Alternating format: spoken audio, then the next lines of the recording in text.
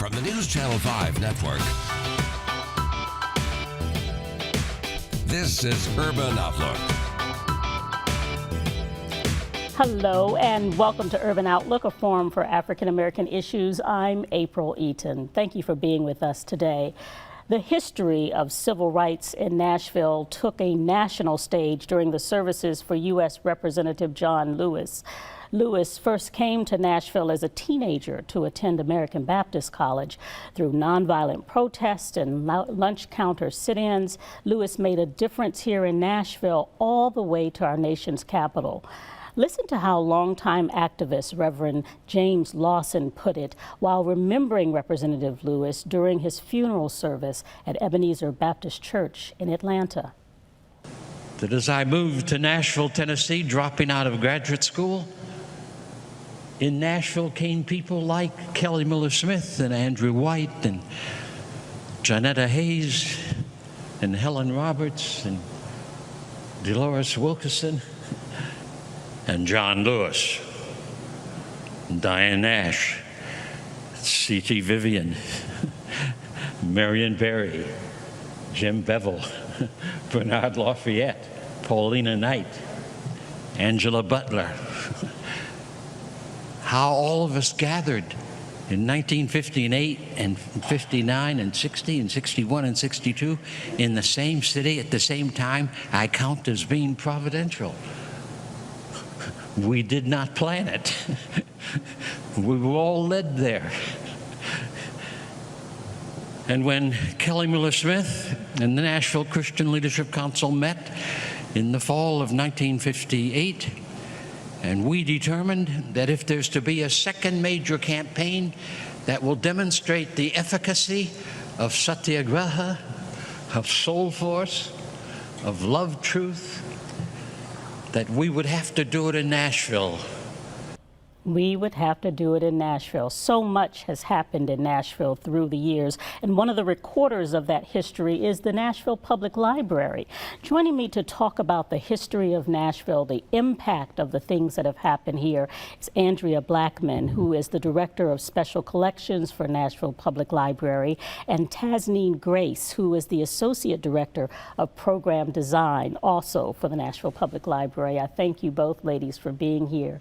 Tasneem, we see you there on the screen first. So I wonder, as you heard those words of Reverend Lawson and you think about the history that Nashville, the role rather that Nashville has played in history, what goes through your mind?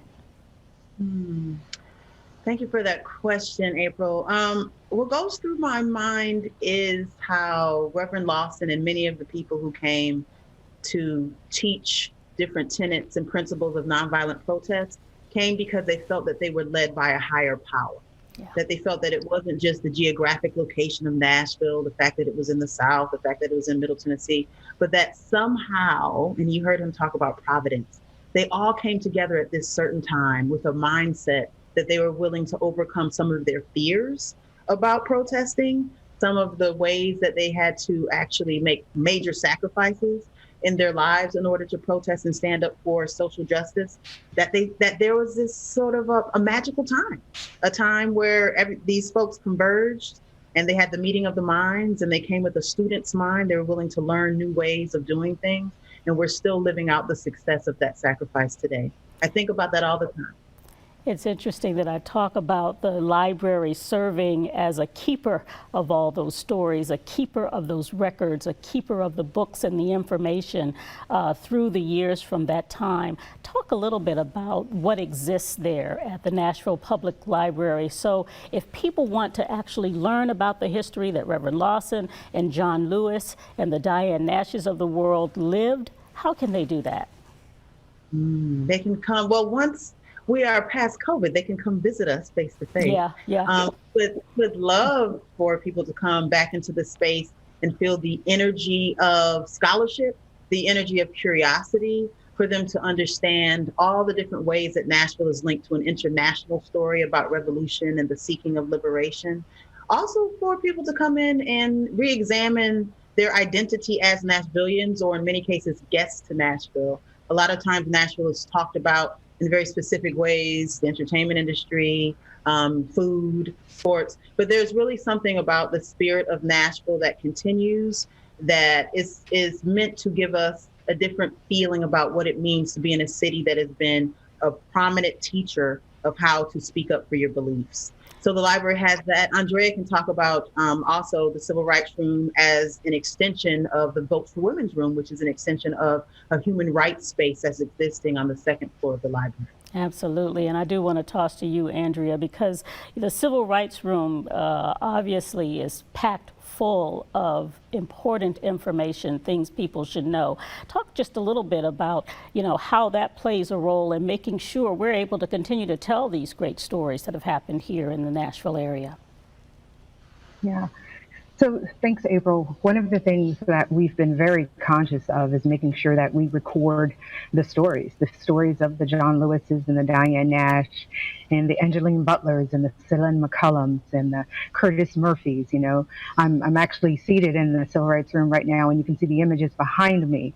I've had the pleasure of interviewing over 120 of the people that we see on the walls behind us, and to preserve those stories and make them available for generations and generations. So early on in the formation and the curation of the space, it was important for us to make sure that we document these stories, that they will live long beyond the John Lewis experience, or long beyond Reverend Lawson, and even long beyond me.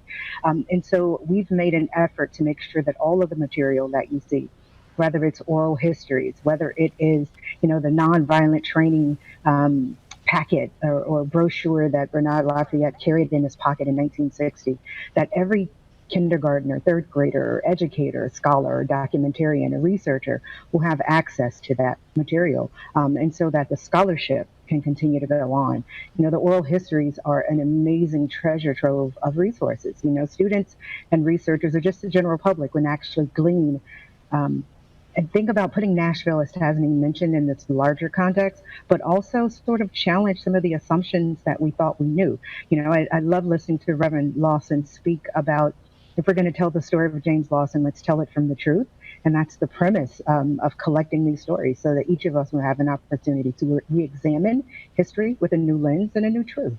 And yes, we are in the midst of being closed in this pandemic, but all of the resources, the ones that we have digitized, we're excited that, educators and teachers, once they get settled after week 2, will still be able to provide these resources and tap into those classrooms for teachers and educators, so they can continue to learn about Nashville's role during this modern, as Reverend Lawson said, nonviolent movement. Does it surprise you that Nashville shined in this way during those times, and continues to shine, I guess some would say, today? It's amazing. We oftentimes we love to rattle off what Nashville is known for. Hot chicken capital, Athens of the South, bridesmaid, capital. But I think from a historic perspective, we can look at Nashville and as it relates to race relations, and we have to go to the campus of Fisk University. I mean, what institution in the South besides Fisk was having conversations around race relations in 1944?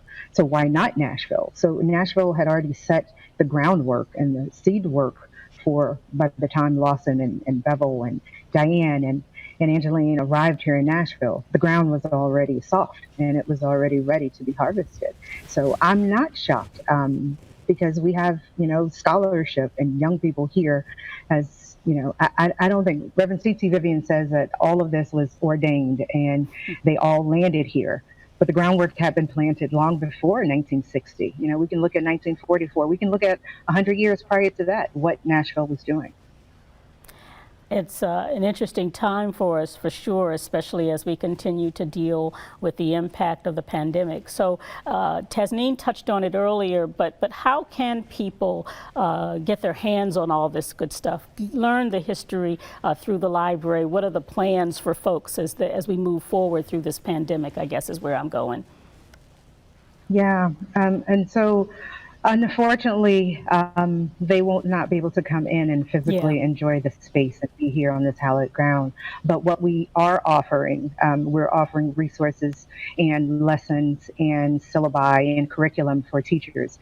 We are able to Zoom in the classrooms and actually lead the instruction for the teachers. Many of the schools, particularly the ones in Metro Davidson County who have worked with us in the past few years, have already reached out to us and said, can you guys just teach our subject on, our history lesson for us? So we have a team who's prepared and ready to do that. We have one of our staff members who's preparing story time and looking at K through third grade and being able to tell some of the stories that you heard Reverend Lawson talk about for a younger audience. Tasneem and I have developed some resources that we are ready to tackle some critical thinking with some high school students. So all you need to do is just reach out to us via our, go to the library's website, look at Civil Rights Room, or you can contact us directly and email us. Any educator who's out there who's wanting to have the oral histories in their classroom or the images to look at a comparison and juxtapose Nashville then and Nashville now, some prompting questions for writing, any discipline, we will be happy to provide those resources. An excellent way to do it, too. Thank you so much, ladies. Andrea Blackman, Tasneem Grace, both at the Nashville Public Library. We appreciate you being with us today. And when we come back, a look at history of Black music in Music City. We'll catch up with the curators of the Nashville Museum of African American Music coming up next. John Lewis called what we did between 1953 and 1973 the nonviolent movement of America, not the CRM. I think we need to get the story straight because words are powerful. History must be written in such a fashion that it lifts up truly the spirit of the John Lewises of the world.